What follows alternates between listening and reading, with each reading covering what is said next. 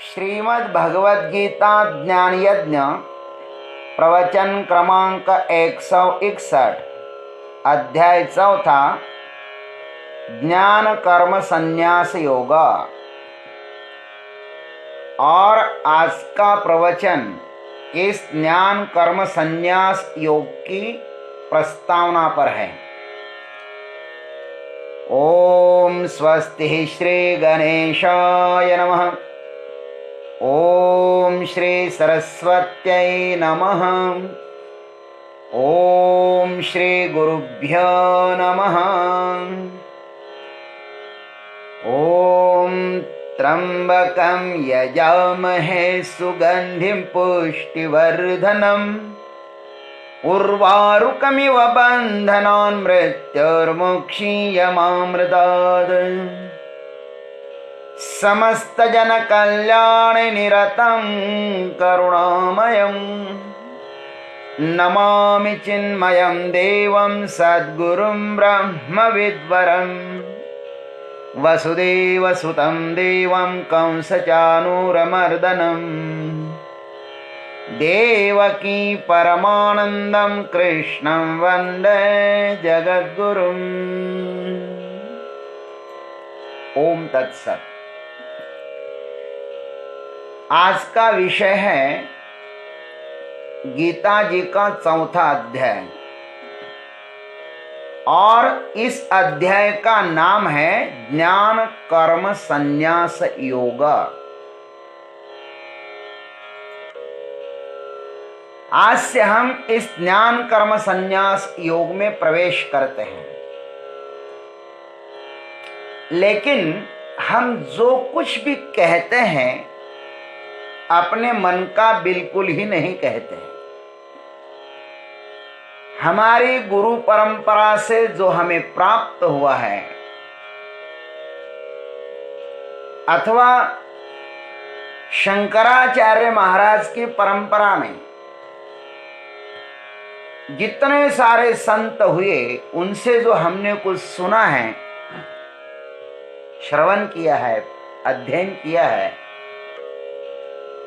उनको ही आश्रय बनाकर उनका ही आलंबन लेते हुए हम इस गीता पर जो कुछ भी हमें अनुभव आया है उसके विषय में यथाधीतम यथामति और यथा समय चर्चा करते हैं। आपसे इसका संवाद करते हैं।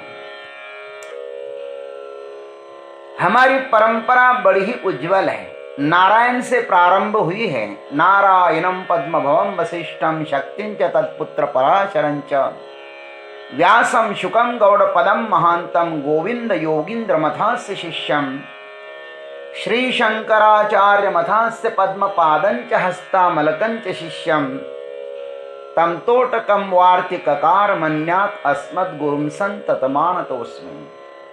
बड़ी प्यारी बड़ी पावन परंपरा है। इस परंपरा के विषय में जो कुछ भी कहें वह अपूर्ण ही होगा। तो इस परंपरा में जो कुछ मिला है उसके आधार पर हम लोग चिंतन करते हैं। और इस महाराष्ट्र में बहुत बड़े संत ज्ञानेश्वर महाराज हुए हैं। उन्होंने गीता पर बहुत सुंदर भावार्थ दीपिका नामक टीका लिखी है। उसको ही ज्ञानेश्वरी कहते हैं। और इस ज्ञानेश्वरी में कम से कम ज्ञानेश्वर महाराज ने 3000 दृष्टांत दिए हैं। और उन सभी दृष्टांतों को हमने इस भावार्थ मंजरी नामक टीका में प्रस्थापित किए हैं। इनको सुनने से, उनको पढ़ने से हमें भी बड़ा आनंद आता है। तो ज्ञानेश्वरी का साथ लेते हुए, भाष्यकार का भाष्य साथ लेते हुए हम लोग इस पर यथामति, यथाधीतम यथाश्रुतम और यथा समय माने 15 मिनट तक एक श्लोक पर हम प्रायः चर्चा करते हैं। तो आइए इस अध्याय में हम प्रवेश करते हैं। ज्ञानेश्वर महाराज इस अध्याय का शुभारंभ बड़े अपनी सुंदर भाषा शैली से करते हैं।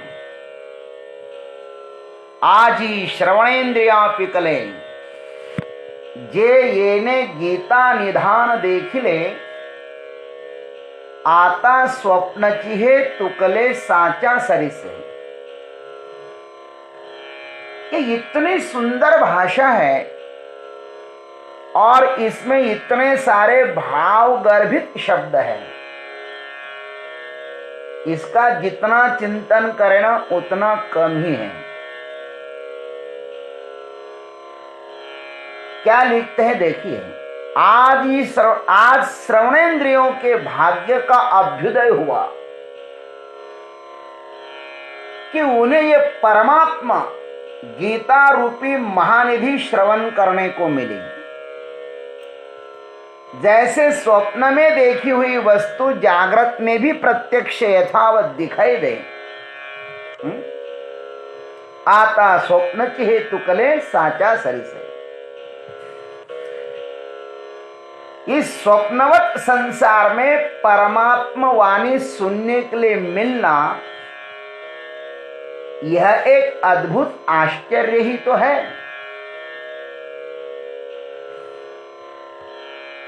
1981 में वहां की बात है, श्री क्षेत्र पंढरपुर में चातुर्मास में ज्ञानेश्वरी के इस ओवी पर हरिभक्त पारायण श्री धुंडा महाराज देगलूरकर इनके मठ में उनकी पावन वाणी से प्रवचन सुनने के लिए मिला था। इस ओवी को जब पढ़ते हैं तो वह दृश्य आज भी हमारे सामने जीवंत हो जाता है। बड़ा आनंद आता है। और उन महाराज की इतनी सुंदर प्यारी प्यारी मीठी मीठी वाणी थी कि सैकड़ों साधक लोग मंत्र मुग्ध होकर के उनकी वाणी सुनते थे। एक ही ओवी पर उन्होंने उस समय 1981 की मैं बात कर रहा हूं, मैं भी उनके पास जाकर बैठ कर के सुनता था। अभी भी वो शब्द जो है ना हमारे कान पर वैसे के वैसे जीवंत हो जाते हैं। खैर, वारकरी सांप्रदाय का तो आत्मा ही है ज्ञानेश्वरी। वारकरी सांप्रदाय में ज्ञानेश्वरी पढ़े बिना जल भी ग्रहण नहीं करते हैं। इतना उनका नित्य नियम होता है। और हम भी वारकरी सांप्रदाय से जुड़े हुए हैं, इसलिए मावली तो हमारे हृदय में बैठते हैं। बड़े सुंदर सुंदर ओविय है, उनका आधार लेकर हम लोग श्रीमद् भगवद गीता जी की प्रदक्षिणा करते हैं। बड़ा प्यारा है इन ग्रंथों में।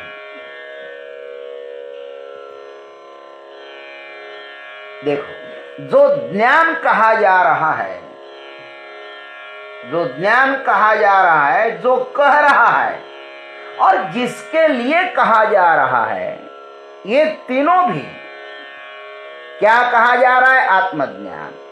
कौन कह रहा है? भगवान श्री कृष्ण। और किसके लिए कहा जा रहा है? अर्जुन के लिए। ये तीनों भी इस नश्वर संसार का सार है।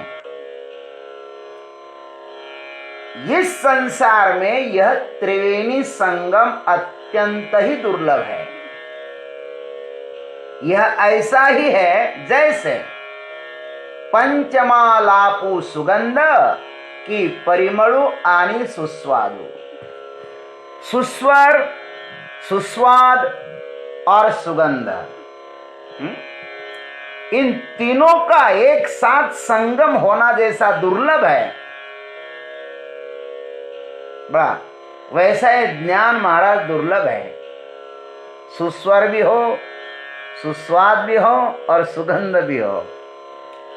यह उन लोगों को प्राप्त होता है जिनके पास जन्मों जन्मों का पुण्य संचय हो, पुण्य का संग्रह हो।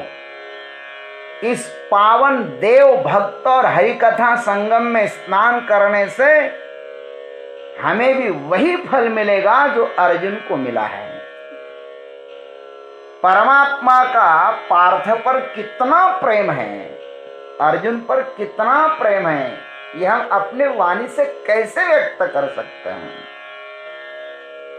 अरे भाई, ज्ञानेश्वर महाराज लिखते हैं, जेन संगेची पितया वसुदेवासी, जेन संगेची माता देवकीसी, जेन संगेची बंधु बड़ी भद्रासी, ते गुह्य अर्जुने से बोलता। जो गुह्य ज्ञान माँ बाप को नहीं बताया भगवान ने, न वसुदेव जी को बताया, न माँ देवकी को बताया। अरे भाई, अपना प्रिय बंधु बलराम, उनको भी नहीं बताया। और वह गुह्य ज्ञान भगवान अर्जुन को बता रहे हैं। लक्ष्मी कितनी भगवान की सेवा करती है, सतत जिसके नजदीक रहती है, उन्हें भी यह ज्ञान सुनने का सौभाग्य नहीं मिला। सनक, सनंदन, सनातन, सनत कुमार कितने बड़े भगवान के भक्त हैं, और इनको भी इच्छा होते हुए भी वह प्रेम, वह सुख, यह ज्ञान नहीं मिल पाया। पता नहीं इस पार्थ ने ऐसा कौन सा पुण्य किया है कि जिसके लिए अव्यक्त परमात्मा व्यक्त होकर यह अद्भुत अलौकिक प्रेम प्रदान कर रहे हैं। और हमारा भी कितना सौभाग्य है, हम कितने भाग्यवान हैं कि हमें भी वह पावन संवाद श्रवण करने के लिए मिल रहा है। सही में हम लोग बड़े भाग्यवान हैं कि भगवान श्री कृष्ण ने अपने प्रिय अर्जुन को जो ज्ञान दिया है वह हमें भी मिल रहा है। आइए हम भी बड़े आनंद के साथ इसका रसास्वाद लें। हमारे भाष्यकार इस अध्याय की अवतरणिका बताते हुए कहते हैं कि पूर्वोक्त 2 अध्याय में कर्मयोग जिसका उपाय है, कर्मयोग जिसका उपाय है वह संन्यास सहित ज्ञान निष्ठा रूप योग कह दिया है, जिसमें वेदोक्त प्रवृत्ति धर्म तथा निवृत्ति धर्म का समस्त तात्पर्य आ जाता है। और समस्त गीता में इतस्ततः इसका ही विस्तार है। अतः अब